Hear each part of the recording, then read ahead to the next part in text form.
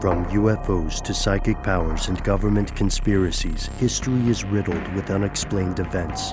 You can turn back now or learn the stuff they don't want you to know. A production of iHeartRadio's How Stuff Works.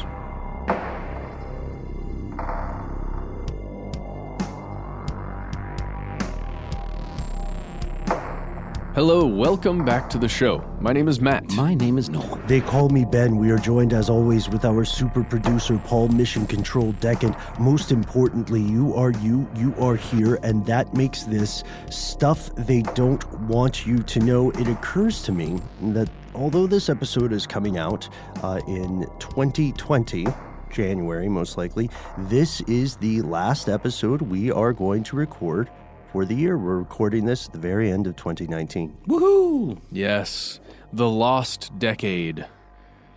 Is that what history will refer to it as? Yeah, the teens. It's interesting because we're also covering something today that many of our fellow listeners have asked us to cover for years and years and years. We have touched upon this. We have mentioned it. But as you all know, longtime listeners, when we first set out creating this show, we generally wanted to go for more obscure things, things that were on the edges of the map, things that mainstream people probably would not have encountered before. Things that used to be on the map? Right. So we skipped over initially things like the JFK assassination, Area 51, the moon landing, all those History Channel hits.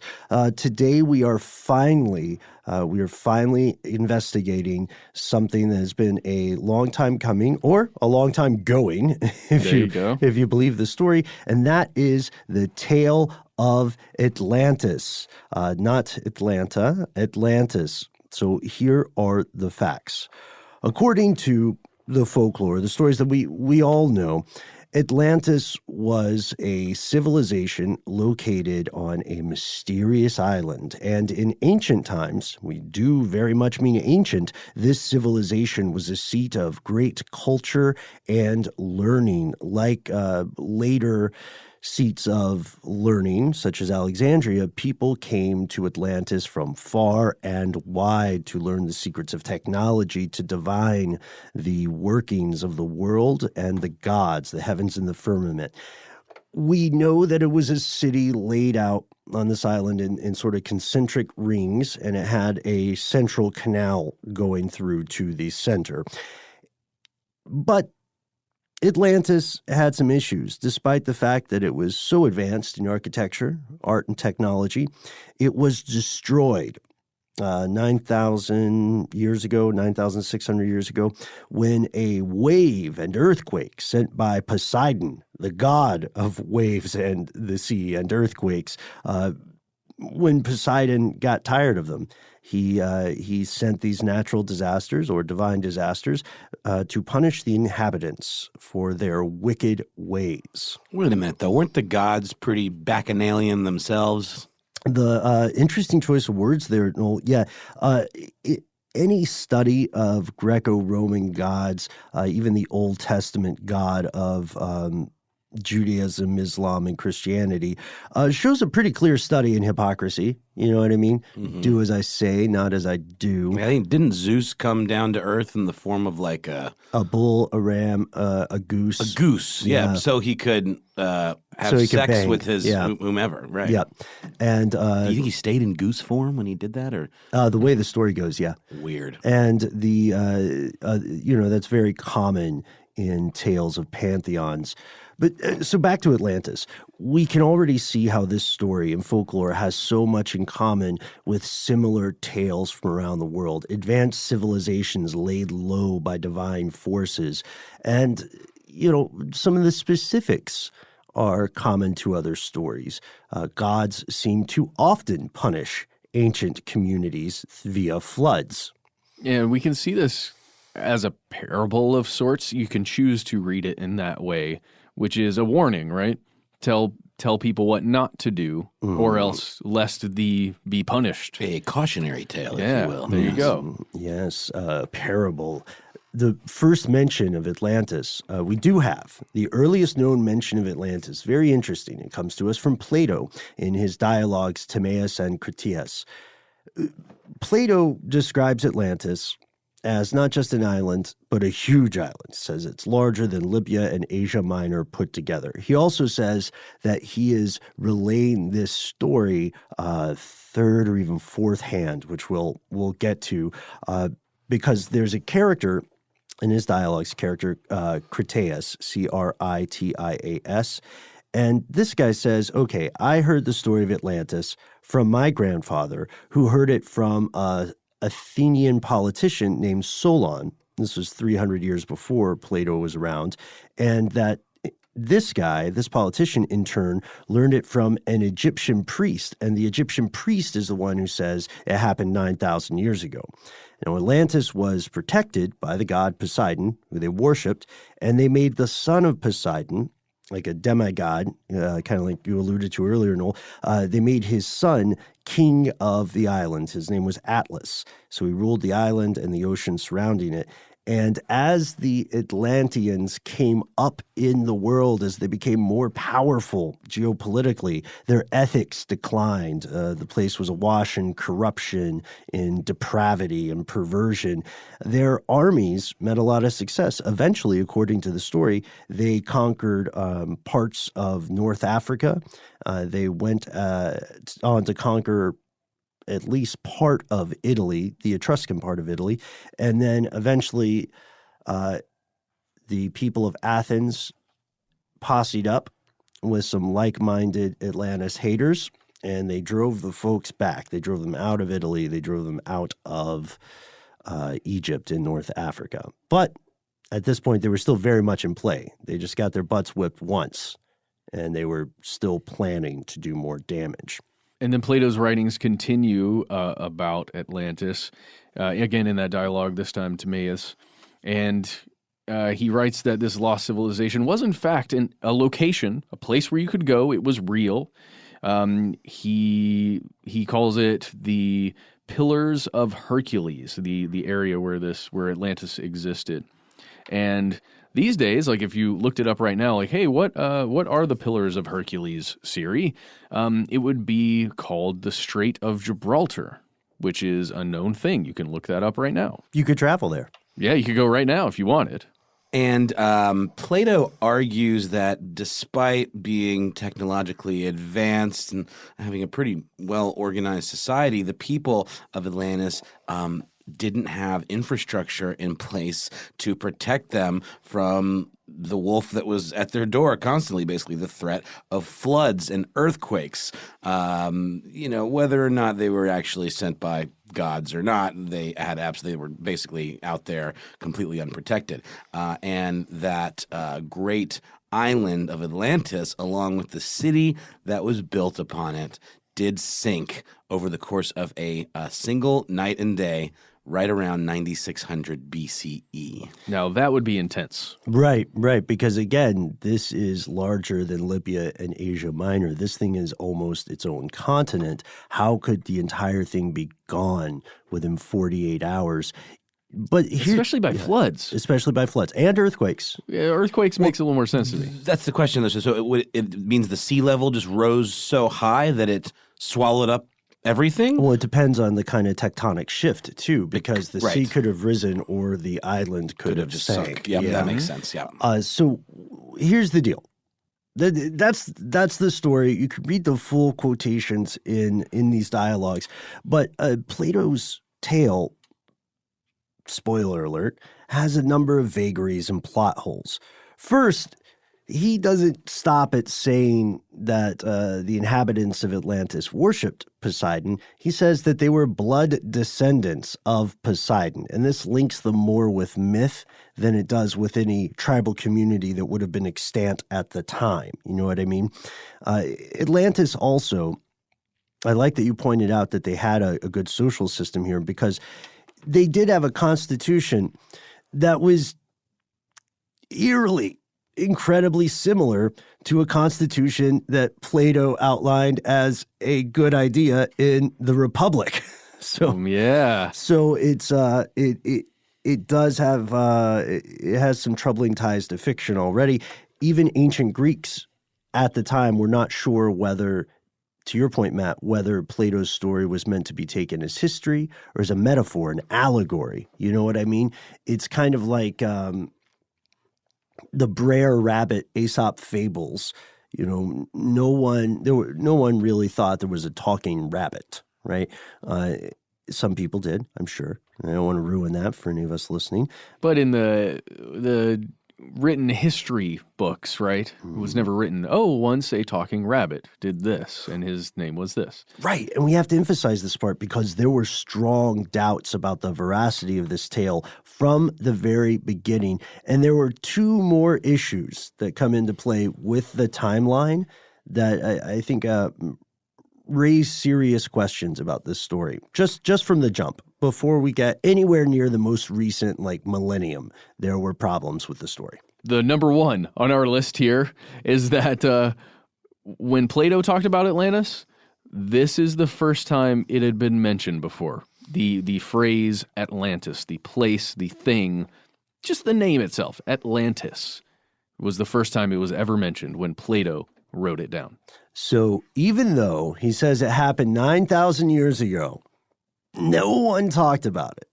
This Egyptian priest who so willingly told his tale to an Athenian politician apparently never talked to anybody else about it at all. And it was just this one conversational thread through millennia.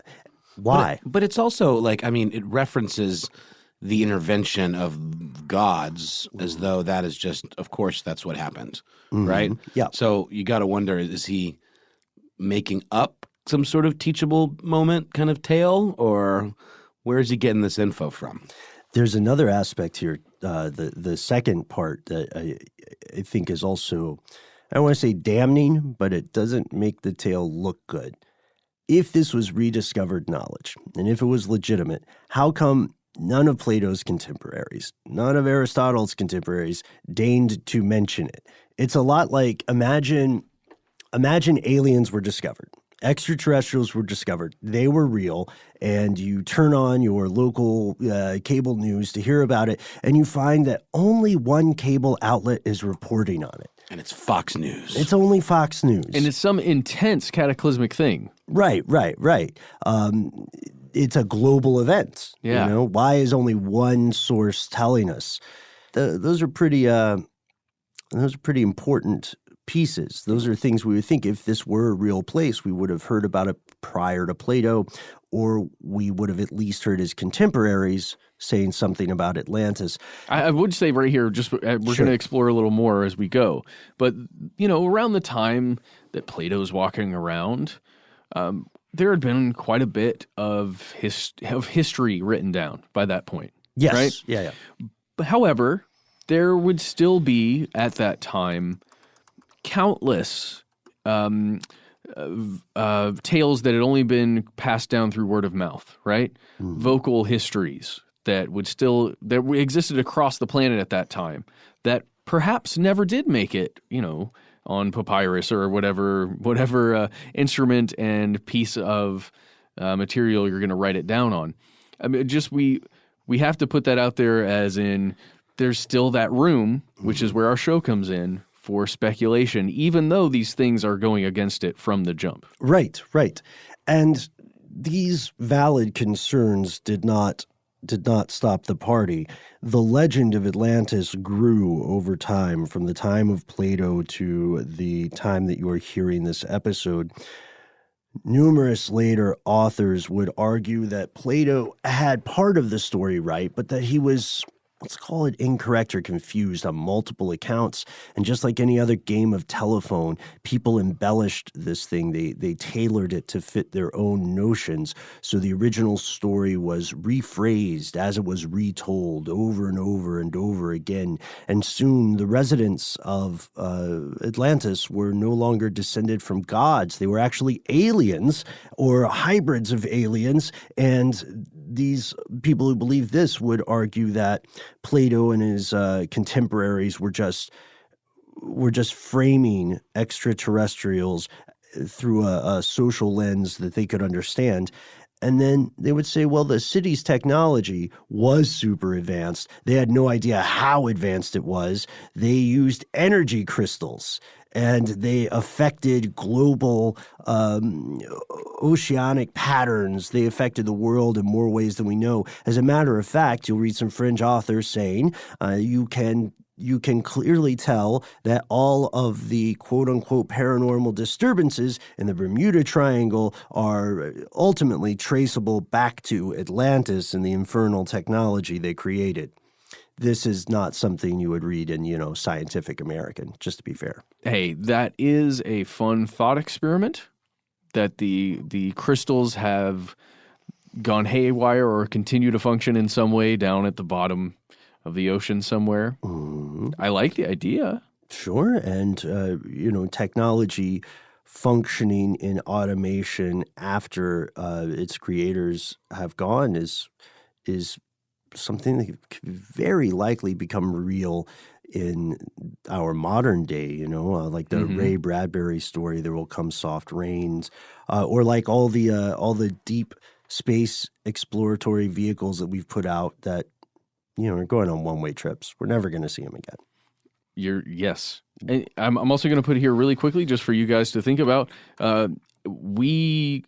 I think we can collectively see where the ancient alien story kind of meets up there, as you were talking about the resonance turning from descendants from gods into descendants of aliens, or extraterrestrials that would be interpreted, as you said, as gods.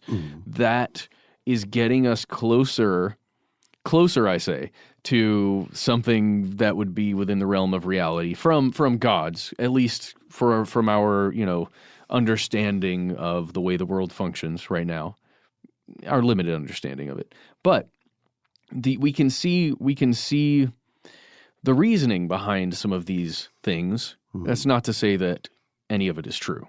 Right. Again, the people who were alive in that time, in the time of Plato's writing, people who were alive were not dumb. They were not cognitively that different from people today. They were, we're explainers, we're pattern finders. We want to understand the world, and we think it's worth understanding. So they were just, as you're saying, Matt, they were just putting the inexplicable through the lens of what they thought would explain it.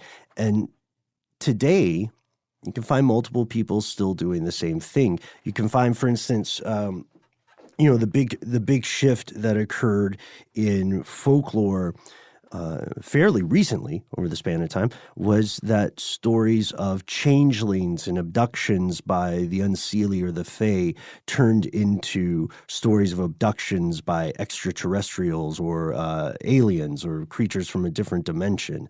We're just sort of we're cooking the same dish with different ingredients, and we're subbing some stuff out, but the stories stay the same. And today you can find a lot of people arguing that Atlantis was not only a real place, but also that Plato got the location wrong. It's kind of like where, okay, so let's say it's like George Lucas comes up with Star Wars and people say, we love your original idea, but we're going to change everything about it. But you're right. There's something called Star Wars, but here's what you got wrong about it. So it's almost like there's this this centuries-long group of producers saying, Plato, baby, Atlantis, love it, love everything about it. But when you think about it, it's more like a Bermuda, a Caribbean thing, right? I mean, if you really just walk through it, yeah. It's also it's or someone else says it's more of a South China Sea. I've been looking at that, and that's just the kind of game that people play. Josh Clark, our longtime friend, host of one of our peer podcasts, Stuff You Should Know, he wrote about this, and he had a good quote where he says, Atlantis is in the Caribbean. Atlantis is in the South China Sea. Atlantis is in Switzerland. And that's real. For every one of those locations, you'll have people arguing that.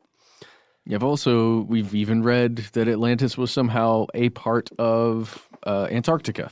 Yes. Read that. Yeah. They don't really stop. But the big question is, right, With all of this that we know, all of these stories that have been told and how they've evolved, where are we left right now as we enter 2020 when it comes to Atlantis? Yeah, I mean, that really begs the question, okay, if this is a thing, then where's the proof? You know, what elevates it just from the realm of fantasy and a parable kind of situation to hard facts? Where is the proof of this lost civilization that fits the description of Atlantis? Yeah, and has anyone actually found something? We'll tell you when we come back from a quick break. This episode is brought to you by ExpressVPN. Hey guys, recently myself and over 100 million other people had their personal information stolen in a major data breach. Social security numbers, contact details, credit scores, all this stuff was taken from Capital One customers. And there's probably a good chance that you listening were affected too. Yeah, these kinds of attacks are getting more frequent and also more severe, and it's not just Capital One. We're talking companies like Equifax, Facebook, eBay, Uber, PlayStation, Yahoo, and more. They all have leaked passwords, credit card info, and bank numbers belonging to literally billions of users. Yeah, that's right. And if you think hackers only target large companies to get your information, well, my friends, you are dead wrong. That's why we use ExpressVPN to safeguard our personal data online. ExpressVPN is an app for your computer and phone that secures and encrypts your data so you can have peace of mind every time you go online. And the app is really simple. It connects in just one click. It's lightning fast. And the best part is VPN costs less than $7 a month. So listen, if a breach can happen to Capital One, it can easily happen to an individual like you or me. Protect yourself with ExpressVPN, the #1 VPN rated by TechRadar, CNET, The Verge, and countless others. Use our special link, expressvpn.com/conspiracy right now to arm yourself with an extra 3 months of ExpressVPN for free. So support the show and keep your information safe. That's expressvpn.com/conspiracy for an extra 3 months free.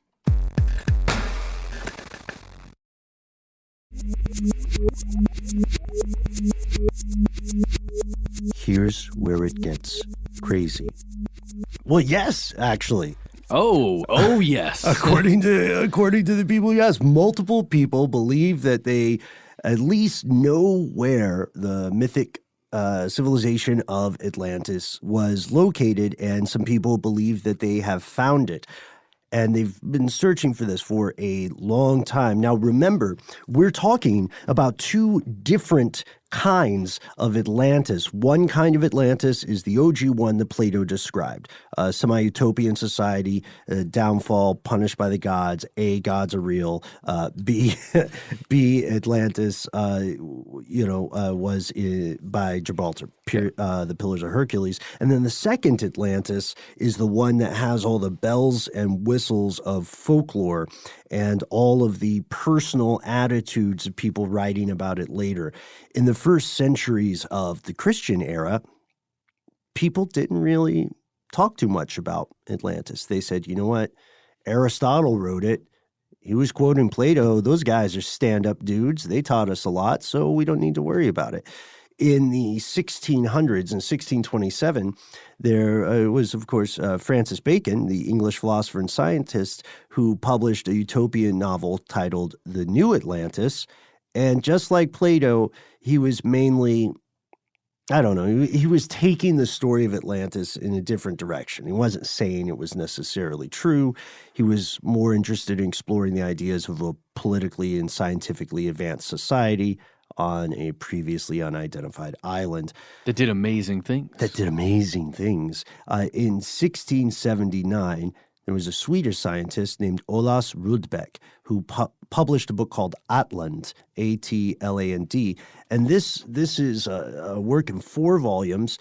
And over the course of this is interesting. This is what now I haven't read all 4 volumes, but here's what happens essentially. Throughout this 4-volume work, Rudbeck is trying assiduously to prove that the thing Plato called Atlantis was located in Sweden, which is, by the way, where he's from, and that all human languages are descended from Swedish, which is, by the way, what he speaks. Yeah. Yeah.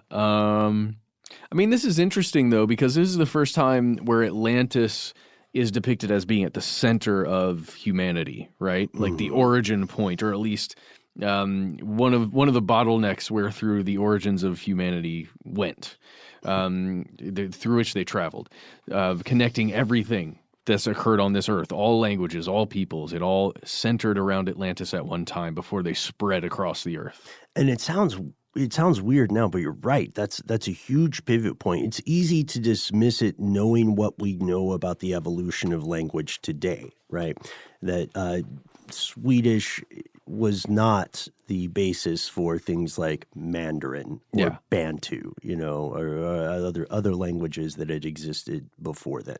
Well, it also goes against the known migratory patterns of humanity and our descendants across time. There's still a lot of questions there, of course. Yeah, but it goes against a lot of that. It also would have, even back in the 1600s, been a more compelling argument if the guy making it was not himself Swedish. Yeah. It smacks of nationalism. And at the time, people in Sweden, other Swedes, thought, that makes sense. Yeah. Sweet. Yeah. Swede. And even then, there were people who did not believe Rudbeck's association, and they were pretty much everybody who wasn't Swedish said this doesn't make sense. And we have other examples. There's so many that we can't that we're trying. We've got to sort of emphasize the ones that show us pivot points. Mm-hmm. So in the 1800s. And there was a former U.S. congressman with a great name, Ignatius L. Donnelly, and he published a book called Atlantis, the Antediluvian World.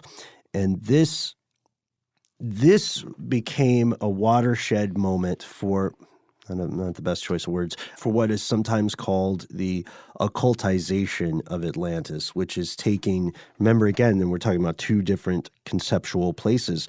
This one was putting the emphasis on suppressed technology, on this idea of a proto-civilization upon which the majority, if not all, of modern civilizations are based. So he says that Atlantis was more it did have its capital, its seat on an island, but it was really an empire of sorts, and that immigrants from Atlantis had gone to ancient Europe, to Africa, to the American continents, and that their heroes would ultimately become the inspiration for gods and adventurers in other mythologies, Scandinavian, Hindu, and Greek. So it's similar to Rudbeck's claim, but this was the more popular version, was a more sophisticated argument, because now he's saying not only does language spring from this place, but everything you see that feels like a common thread throughout global mythology is because it all comes from the same place. We're recognizing a pattern, we're categorizing, and it's one of the most popular survivor arguments, that the floods and the earthquakes consumed everything in a night and a day, and some people survived, or maybe they were just happened to be out of town, off the island, and they brought their knowledge to other ancient people. So that's why you'll see arguments that say, well, look at these unexplained carvings on the, toward the eastern side of South America or Central America, and you'll see people arguing that, well, the Olmecs were actually Atlantean, or those myths in some areas of the world about mysterious pale people who show up and tell you how to do things. Those are stories about people from Atlantis. There's not a lot to back this up, but for its time, it's a blockbuster. It's something that people love because it ties into the concurrent rise of an interest in spirituality and science united, that we can, despite the fact that we were bad at it earlier, our species can, in fact, understand the world around us. And so people who were followers of theosophy and people who were later who would become what we would later call New Agers, or people who have New Age beliefs, loved this. And they were saying, well, maybe this means that ESP, clairvoyance, all these other things that are dismissed by the scientific institutions of these days, maybe they were just ancient technology, and Atlantis had a handle on it, and it's being suppressed.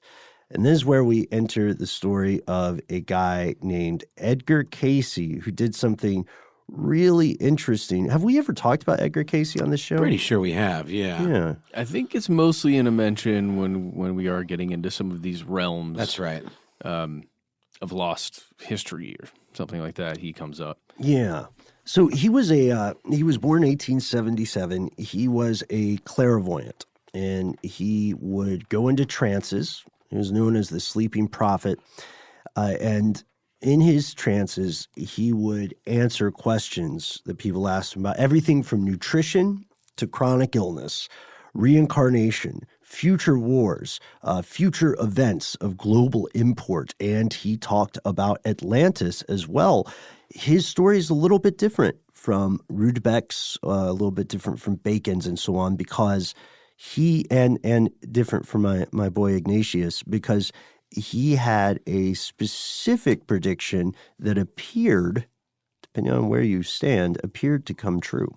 And just a quick mention, we did talk about Edgar Cayce in an episode called Prophecy, Predictions, and Pre-Science. Oh, That's the one. Yeah. Yeah. That I think was back in the YouTube days as well, so there should be a video version of that in addition to the audio. Oh, yes, Ben. He got very specific about a place where at least some part of the thing that we call Atlantis, the city, would rise up from the ocean depths at some point. And he pinpointed, he said it would rise off the coast of Bimini.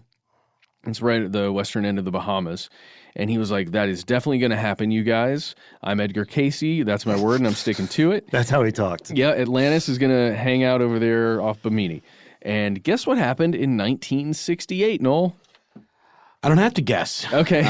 It's right here. A diver actually discovered an underwater rock formation that's now known as the Bimini Road. Oh, it's fascinating. And whether or not it was man-made, whether it was natural, it's just not known right now. Well, it appears to be natural. Just got to put that out there. It appears to be natural. But I don't believe it. I don't know, man, because it looks... Yes. Sure, it could all be just a pattern that we are inventing, that we attempt to see. But if you pull up photographs of it looks like these are gigantic stones laid out in a pattern, right? Like a cobblestone road for giants. Again, experts have poo-pooed the idea that it was man-made. It's also sometimes called the Bimini Wall. Mm-hmm. And they look like they're limestone blocks laid out in order in a pattern. It's not hard to find. You can see a ton of photographs of it. However, there are people who feel that there's a geological, non-human argument for its creation, and then there are people who feel like it has been created by some ancient civilization. Wouldn't that be relatively easy to test for, like in terms of the composition or the consistency of the material? I'm no underwater geologist or anything, but you would think that, taking a sample, you could date it at the very least and then kind of figure out what kind of material it's made of, and based on that, figure out if it was cobbled together from different stuff or if it's consistent or whatever. Well, I think this calls for a Bimini trip, guys. Yes. Bahamas? Sure. You down? Yeah, of course. We need to go. Can I bring my snorkel and my face mask? We have to. We're going to get a snorkel. We're going to get face mask, oxygen tanks. We're going to send Paul down there. We're going to start an Applebee's on the ocean. Under the ocean. Well, it's going to be right above, like floating. This is my plan. Floating Applebee's. Yeah, but Bimini we'll have Road. like the event space under the water. You can snorkel the Bimini Road to get there. There we go. And now we'll you're have talking. T-shirts. Yeah. Oh, gotta have T-shirts. And then also flippers. What's the fancy word for those? You know what I'm talking about. Flippers. You just call them flippers? I think so. Fins? maybe fins. Let's maybe. say flippers. Foot fins. Here's the best part about the Applebee's that's going to float above the Bimini Road. Is it that they play Atlantis, the Lost Empire, 24/7? I mean, that will certainly be a feature. The best part is that when you go there, you're going to have your 4 basic food groups. Okay. Right. Okay. Beans. Yeah. Bacon. Right. Whiskey. Yep. Right. Oh, and there's a 4th one, lard. Why did you just hold up 3 fingers? I've in my head, I was like, there are 4 things, but then my hand betrayed me. It really did. Okay, hang on. I'm going to make eye contact with Mission Control. Sufficient? Okay, we got a weird nod though. I think we can lean into this a little further. But yeah, it's weird because Bimini Road, what's fascinating about this is that it's when people are arguing it's man-made, it's often presented as a relatively unique thing. Mm-hmm. But it's one of several types of formations found throughout the world. There's a tessellated pavement in Tasmania. There's the in Oklahoma, there's this jointed bedrock that has been called a Phoenician fortress and furnace. There's a place called Battlement Mesa in Colorado. What was that one you just mentioned before the battlement? Where do you... Phoenician fortress and furnace, Whoa. Oklahoma.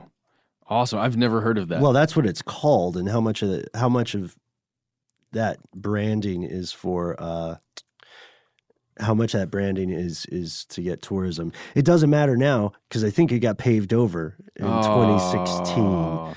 So Bimini Road has some cons. It's got some pros. Like you said, no, people are still fighting over it being man-made or a natural thing. Mainly those would be geologists saying that it's just something that happened. And then it would be a lot of supporters of Edgar Cayce, some of the members of the Association for Research and Enlightenment, the nonprofit formed to study his work, who argue that it is man-made or evidence of a greater civilization. Man, Edgar Cayce is just so fascinating. When I was younger, I used to be really into it. But the thing, though, is regardless of which way you look at it, he did say that there was something there in Bimini. Well, he said it was going to rise up. Okay, so he wasn't completely right. But maybe he just meant it would rise up in our consciousness because we would be made aware of it. Oh, here we go. All right, I'll play your reindeer games. Maybe there's some interpretation that we're lacking here. It's true. Maybe like Plato, the argument's out whether he was speaking allegorically or literally. So this is great because we're already touching on some controversies, right? 2 big problems with solving the mystery of the Atlantis story. First, as we said, there's so much added to the original tale. If you think about it now, Plato himself would not recognize a lot of the things that are considered canonical Atlantis folklore in the modern day. He would essentially be going like, what the hell is an alien? Are you guys thinking of gods? Yeah. Because he might say there's no such thing as aliens. Well, one man's alien is another man's god. Right, exactly. And then he would say something along the lines of like, nope. If there were aliens, they've got gods too. They're probably the same ones. Maybe not. I don't know. Sea is like space. Poseidon rules all of it. Who knows? Secondly, and this is the most important part of the story, we know lost civilizations exist. This world is littered with remnants and ruins of groups, communities, villages, entire cities, some of which remain unidentified in the modern day. We keep finding evidence of unknown people from ages past, and it is possible, if not plausible, that one of these groups may have provided the real-world grain of factual sand upon which this whole pearl of the Atlantis myth slowly accreted over time. You'll see why. Accreted is a terrible pun in a minute or so after a word from our sponsors.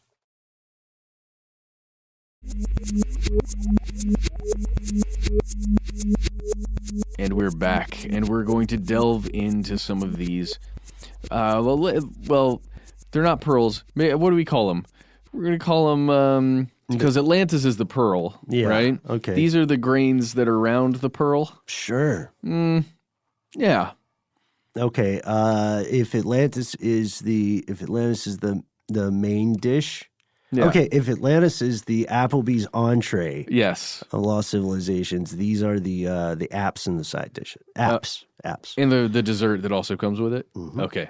I got to tell you, I can't place a signature Applebee's app in my mind. Like I think of Outback, I think of a Bloomin' Onion. I think Chili's, I think Southwestern egg rolls. Jalapeno poppers, maybe?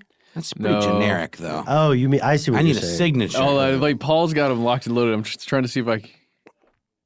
Oh, Paul. I know he's not allowing himself to be recorded, which still bothers me, but I'm not going to leave that alone.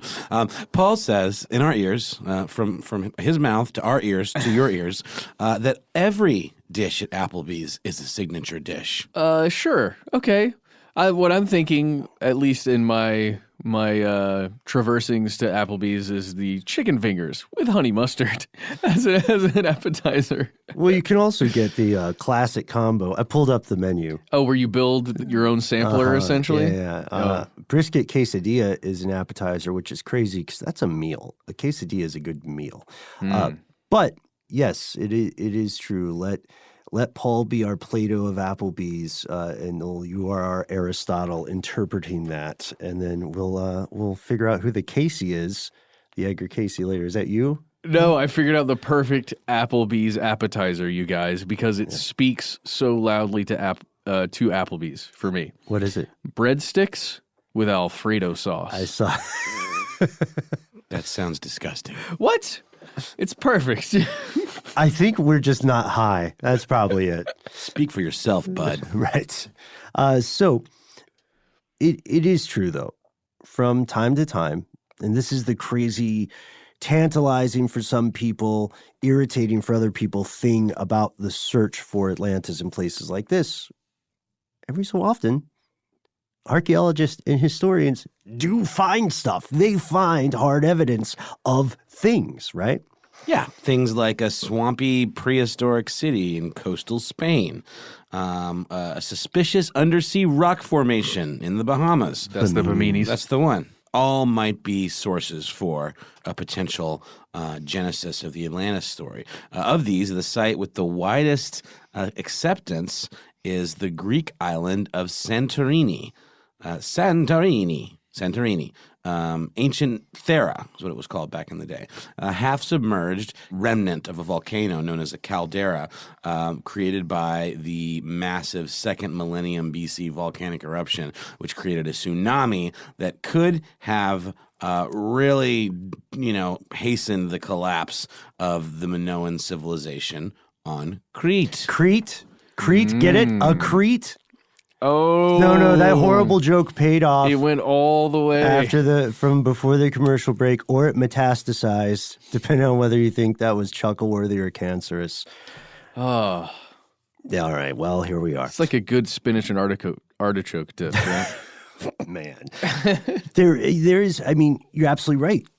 You're absolutely right, because people do continue to find things. There's another real-life place that has a lot in common with the Atlantis myth, and geographically could be something that people in Plato's time would have been aware of, and that is a coastal city called Helike, which is located on the Gulf of Corinth in Greece. So it was, in its heyday, the center of the Achaean League. And the Achaean League was a confederacy of sorts of 12 different cities. By the time Plato was coming up in the game of philosophy, this city was already hundreds of years old. Like Atlantis, it was wealthy. Mm-hmm. Like Atlantis, it controlled the seas around it. And like Atlantis, it had established colonies in other nearby areas, like Italy. The residents, like those of mythic Atlantis, also worshipped Poseidon.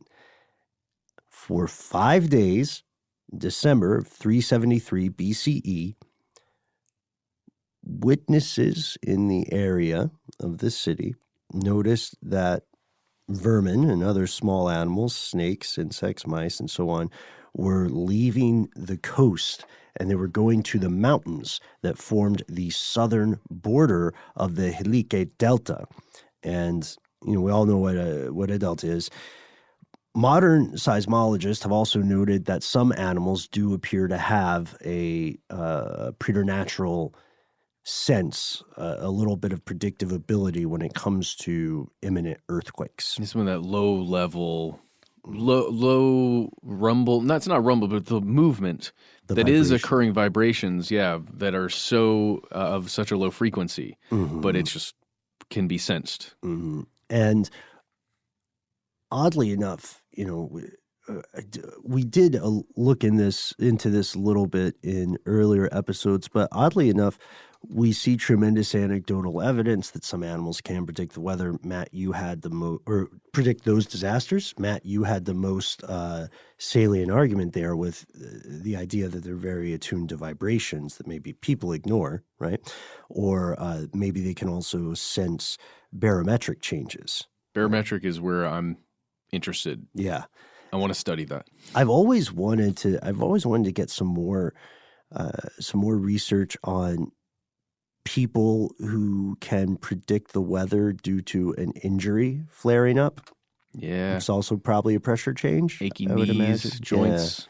Yeah. I always thought that was a superpower. I still do. If someone who has kind of a messed up leg tells me that a storm's coming, I believe them. I'm going inside. You know what I mean? Yeah. I'm waiting outside for the first bolt to hopefully strike true. Yeah, that's very Reagan of you. Trust but verify. I got you. So I was just talking about hoping to get struck by lightning, but let's keep going. Oh, man. I just want to know. You just want to see if you'll get powers? Yeah.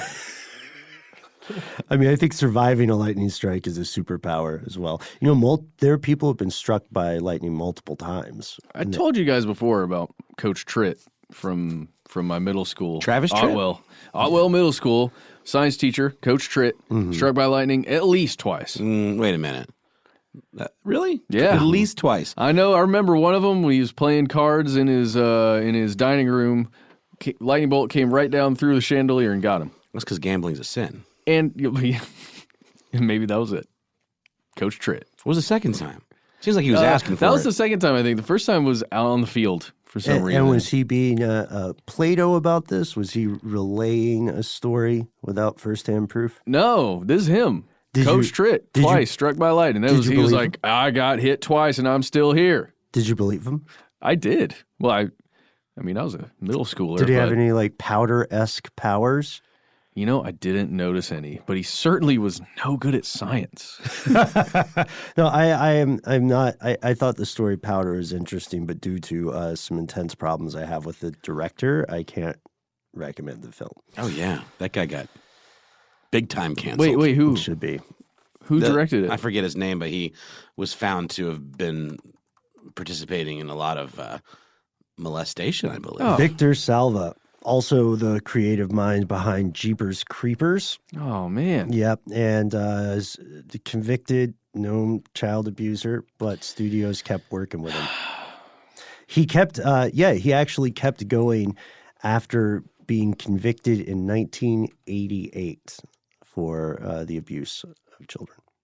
And then made Powder, and then I watched it, and I loved it, and I watched it again and again. And then made Jeepers Creepers. Which, to be fair, is a pretty solid little horror flick. Actually. Yeah, it set a record for the largest Labor Day box office opening ever. Wow. So anyway, where's that flood when you need it? You know what I mean? There we go. Where's Poseidon in all of this? When he needs to flood the studio. Well, let's go back to this area, because we said 373 BCE. The small animals are starting to leave the coast. And we have to also remember that, again, people of this age were just as smart as people are today, and just as many problems, just as many good points to themselves as a community and as individuals. But they were also much more in tune with the natural world around them. You know what I mean? Mm-hmm. So they would have recognized that animals were leaving. In the middle of the night on that 5th day, a huge earthquake struck the area. And then what happens when there are earthquakes around the ocean? A tsunami came from the Gulf of Corinth. In just a matter of minutes, according to the accounts, the city of Helike was overcome by the sea, and it sank just the way that Plato described Atlantis. It happened very quickly. Do you see what I mean, Noel? It explains everything. It seems to. So why? Let's look a little bit at the geography, and then let's also, I don't know, I think we let's call this part of the argument multiple Atlantises. Okay. Atlanti. Right. So you've got the Gulf of Corinth that has several factors that make it particularly prone to these types of disasters. It is a hotbed of tectonic plate activity. Humans were big fans of living there, and the 3 rivers that form the delta also bring lots of silt deposits. To cover things up, right? Once something goes down, it gets covered over pretty easily. That's right. And the researchers who discovered ancient Helike after 12 years of digging also found that this ravage of nature happened more than one time. The attractiveness of the area and its attendant destructiveness formed a cycle where humans established a city. And then nature said, no thank you, removed it, and then after enough time had passed, people forgot what the problem was, what went so terribly wrong, and they built another city on top of the old one. Yep. And they may not have even known the old one was there. They may have just said, this soil is great. Look how well everything grows. It's so abundant. Why has no one built a city here? Because I have an idea. Oh my gosh. I'm also going to postulate that maybe they did remember. They just went, we're going to build it better this time. Yes. This time we'll, instead of huts of straw, we'll build huts of wood and then huts of brick. And we'll see if this big bad wolf is real. And like Coach Tritt, before his second lightning strike incident, you can reference him now. He, they're like, well, lightning doesn't strike twice. Exactly. Until it does. That's a different god. That's Zeus. And they're like, we're Poseidon folk. So archaeologists, like we had mentioned before, who discovered Helike, as they continued their investigation, they found evidence of more lost cities in the ground underneath that delta silt. They found cities from the Byzantine period that ended in the 15th century CE or AD. And then under that, literally under that, they found a ruined Roman city from between the 2nd and 4th centuries. And then under that, that's where they found Helike, which was destroyed, as we said, in 373 BCE.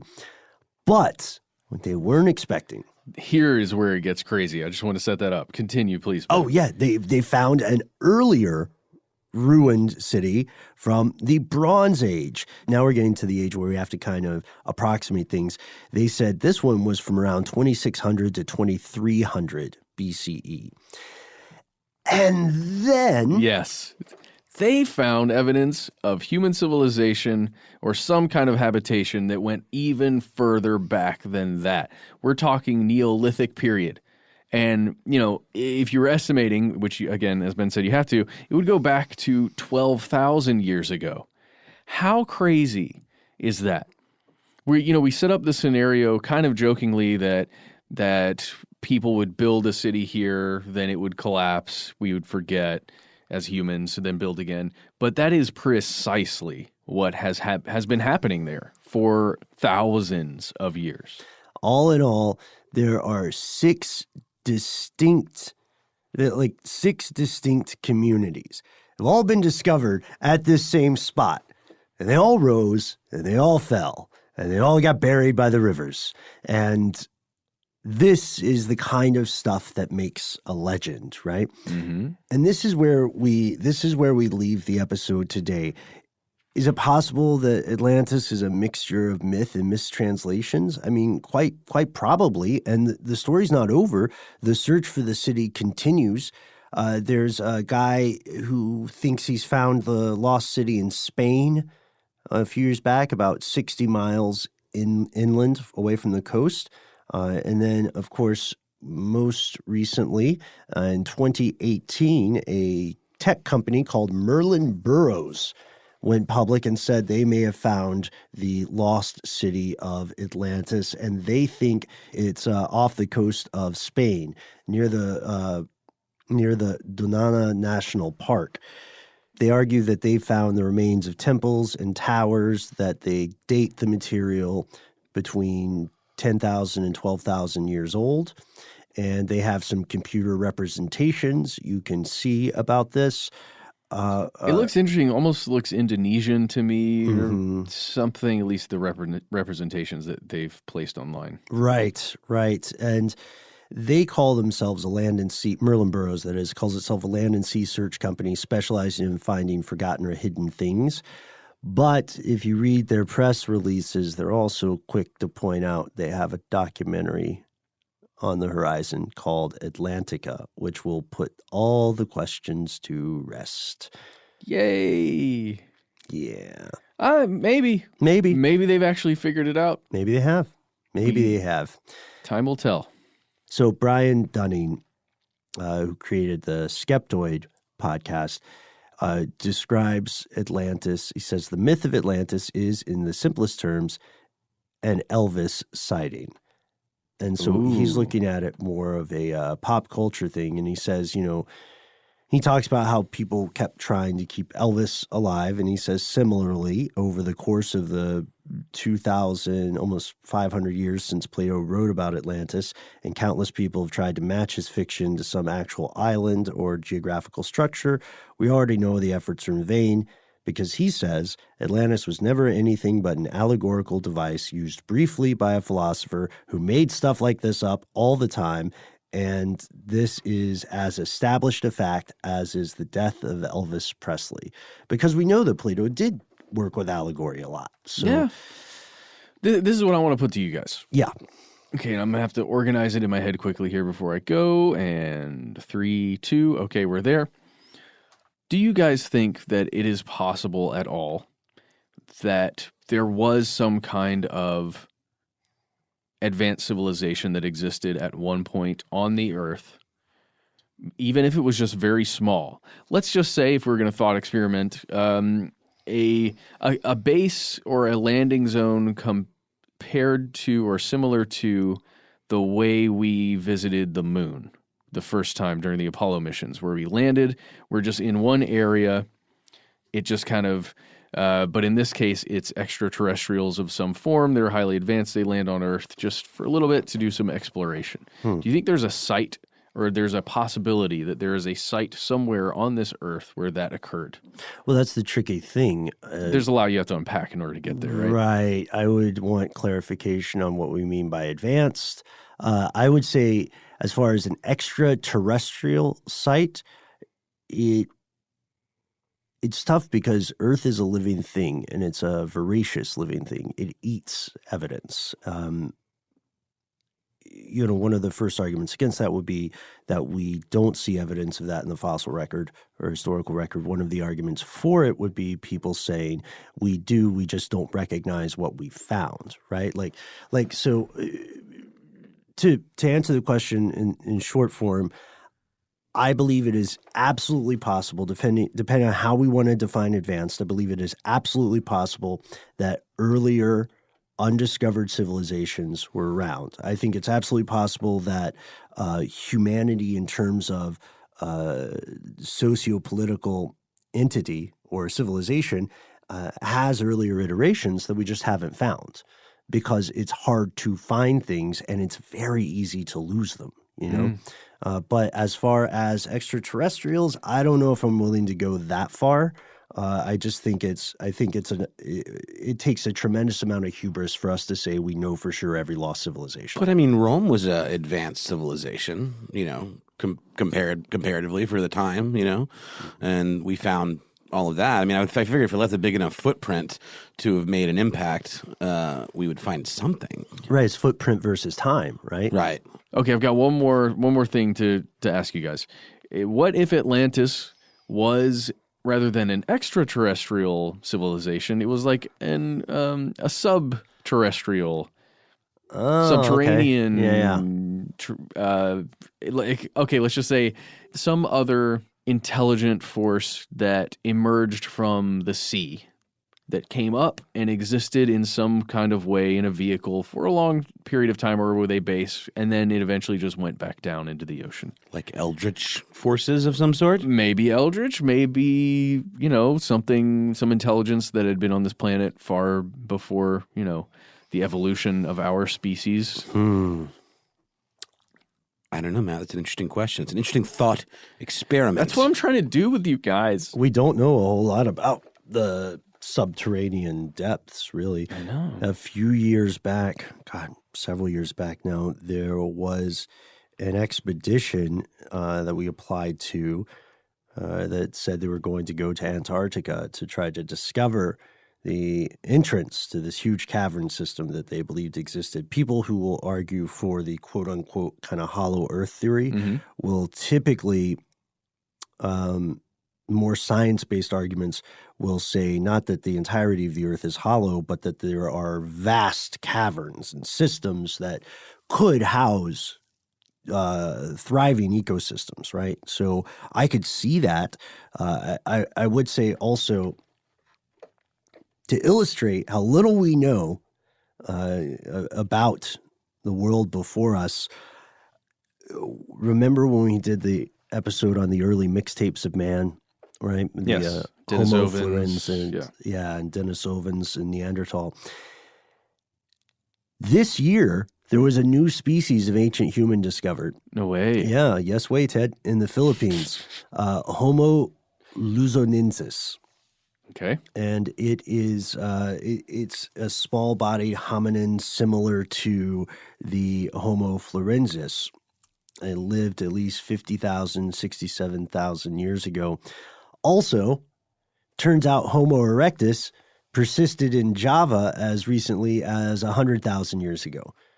Tangentially related, the main reasons I bring it up here are because A, it's really fascinating, and B, I think it is a fantastic illustration of how little we know about, again, the civilizations that preceded our own, or the people in the worlds, Incredible. Incredibly weird. You have to wonder how long it's going to take our civilization to disappear. I don't know. What from now? 25? 25 years? 30 years? Give me a break. I mean, one thing we can say for sure is that on the timeline of history, of all of history, of the universe, we are but a speck. And may not be quite as important as we think. So let's hold on to it while we got it, guys. All right, let's do it. So, hey, what do you think about Atlantis? Tell us. You can find us in all the places. We are on Twitter as @Conspiracy Stuff. On Instagram, we are a Conspiracy Stuff Show. You can write directly to us individually if you like. Yeah, you can find me exclusively on Instagram @HowNowNoelBrown. If I am around by the time this episode comes out, you can find me at @BimBolin on Instagram, @BimBolinHSW on Twitter. I will be around, but I will not see anything you send to me. You can find me, Matt Frederick _iHeart. That's correct. Cool. That's the one. And if you don't want to do that stuff, you can hang out on our Facebook page. Here's where it gets crazy. We've got a really great group of people over there, from the people that run it to you who are on there right now. I can see you. Specifically you. Yep. Just chatting about all kinds of fun things, about not quantizing beats. So it was a fun little conversation I actually logged into and talked about, commented and read for a little bit. Wait, I missed that one. I liked your comment. I thought it was fun. I'm a real beat head, man. I can't believe I missed out on that one. Well, it was a Rick and Morty reference where it was, I think it's Morty. I forget exactly what it was. It was referencing a recent Rick and Morty episode, and then it's the you can turn back now. It was the stuff about the intro music on the thread, right? Which people love. People are on the same page about the intro music. But the meme itself was so beautiful, and it made me so happy because it just says you can turn back now, ding dong, or learn, or you can turn back now or learn ding dong. the stuff they don't want you to know, and then Morty's like, "Oh, you son of a bitch, you got me." Son of a bitch. I mean, and from their bank heist episode, check that out. And we won't change the intro because, I love that we've kept the same thing. A lot of shows rework their intros, but that music's amazing. I do want to add, everybody listening, especially if you're listening to this when it comes out, before we close the show. It's not necessarily my strong suit saying this sort of stuff, but you and everyone you know and care about, you all deserve a pat on the back and a high five because it's official. If you're listening now, you made it to 2020, and that's nothing to sneeze at. You earned it. I know a lot of people felt like they were limping to the finish line, but none of that matters. Go you, go team. Let's make it to 2030. Yeah, go team. Go get yourself a Gatorade or a Powerade if you don't have access to Gatorade. Orange slices, breadsticks, Alfredo sauce. And if you're Coach Tritt, have your teammates pour the bucket of Gatorade all over your body. Stick a fork in a socket. Don't do that. No, unless you want to feel something. And to the family of Coach Tritt, I don't know if he's still around, but I hope he is. He's probably been struck dead by lightning. No. I hope he's still around. Coach Tritt, if you're out there listening and someone sends this to you, I do appreciate that class, but I do feel like I knew a lot more about science than you did. I thought you were going to say, I feel like I knew a lot more about science before I took your class. No. He was really cool and nice. Just science wasn't... He was in the wrong position. They were doing him wrong at Otwell. Okay. I think that's it. Write us a good old-fashioned email. We are conspiracy@iHeartRadio.com.